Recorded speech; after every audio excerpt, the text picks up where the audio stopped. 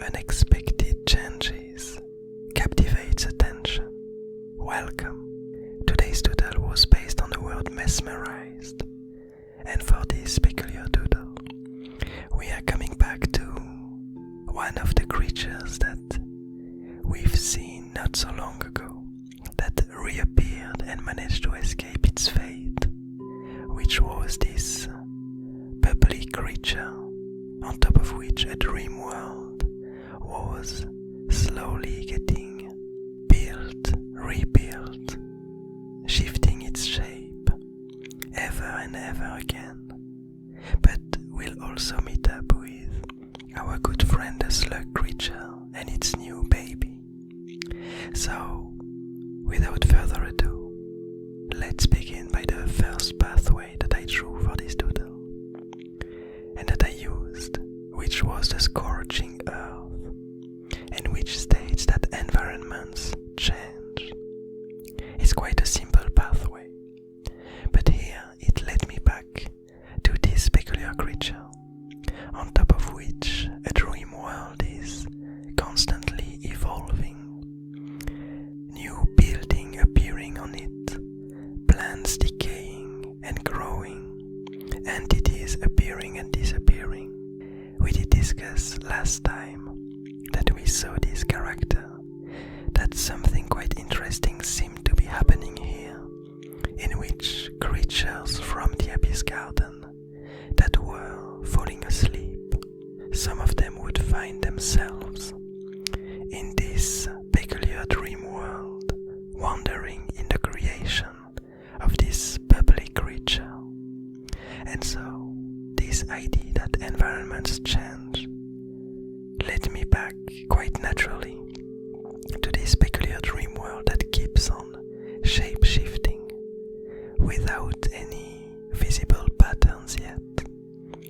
What we find now, the way we find it now, is with some kind of double tower castle on top of it, on the left of which is a huge tree inhabited by two snake dragon beings, and on the very right of it, on the right of these structures, we find again the tiny house, and next to it the rock person, these chemist people, one of them gently sleeping next to the house.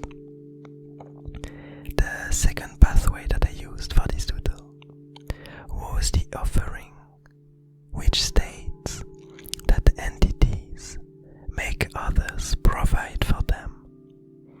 And so here, the idea behind it, linked with the word mesmerized, is that any creature in the Abyss Garden, most of them, are really curious creatures, and they are attracted to change and attracted to new information, to new knowledge.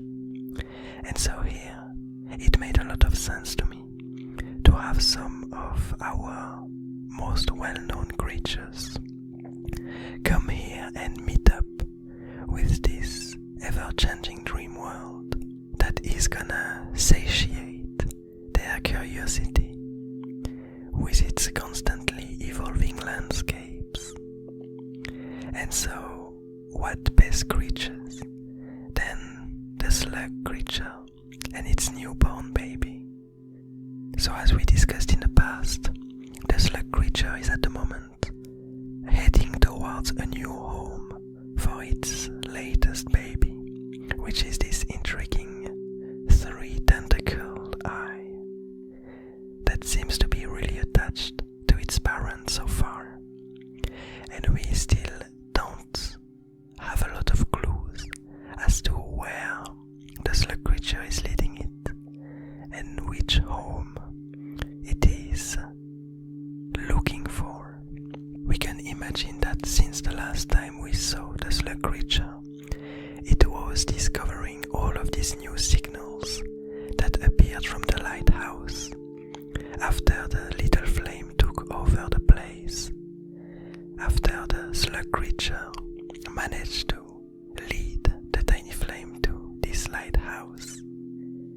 And which he managed to somehow reprogram the lighthouse in order to, as we interpreted, in order to gather a lot more information from the Abyss Garden and translate it into waveforms that the slug's antennas are able to capture and to understand.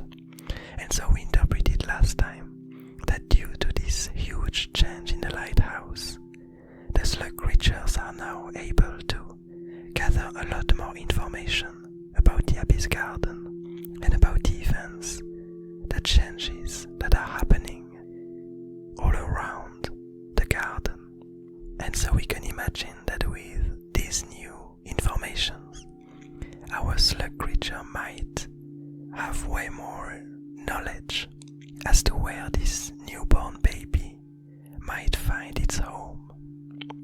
And so we can imagine that this tiny encounter with the bubble person might be just a stop towards kind of a straight line into the new home of this new creature. But I guess we'll see in the future what happens in the incoming doodles, and if the slug indeed is able to quickly find a new home for this baby.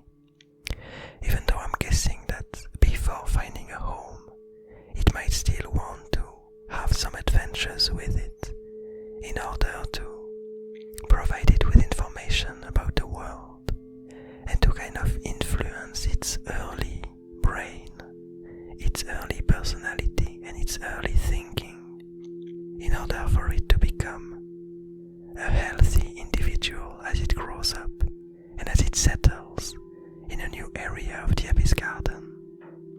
But finally, the third and last pathway that I drew for this doodle was the sin, which states that an entity's spread is another's decay. And here I also in my mind linked it to this ever-changing dream world, and I feel like it's kind of an interesting notion because we know that as the elements, as the structures and the plants and the entities kind of emerge in this dream world, others have to decay in order for these ones to emerge. And so we have this interesting question that comes up, which is what happens to these structures that disappear from the dream world, and where do the other entities come from? Is it simply a very fast rearrangement of elements, of entity, of particles that happens in this dream world? Or is there more patterns involved inside of it? Is there more specific reasons why this structure will disappear and this one will emerge? Why this plant will decay and this other one will start to thrive? In other words, do these dream world scenes have a meaning linked to the Abyss Garden? Because we do know that some of the creatures that sleep in the Abyss Garden, their mind and their thoughts kind of emerge on this dream world, but we have no idea yet in what other ways this dream world is linked to the rest of the Abyss Garden. And I feel like it's quite an interesting question to ask and to try to answer in the future. But finally, one last thing that I wanted to talk about and to touch on was the fact that we are still in some kind of a nightly environment in this peculiar scene. And last time that we saw the slug in a nightly environment, it was peacefully resting with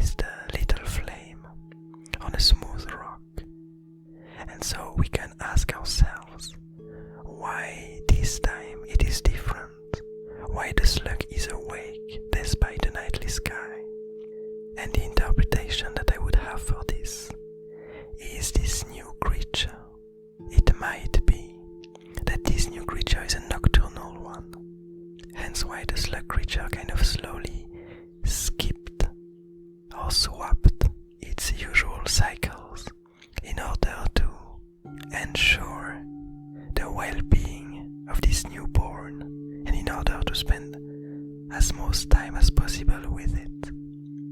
Because it made a lot of sense for the tiny flame to be a diurnal creature.